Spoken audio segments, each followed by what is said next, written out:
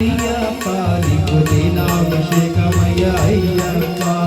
శాస్త్ర సన్నిధిలో అభిషేకం ధర్మశాస్త్ర గురులలో అభిషేకం శాస్త్ర సన్నిధిలో అభిషేకం ధర్మశాస్త్ర సన్నిధిలో అభిషేకం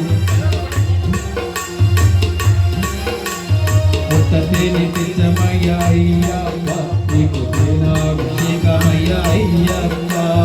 శాస్త్ర సన్నిధిలో అభిషేకం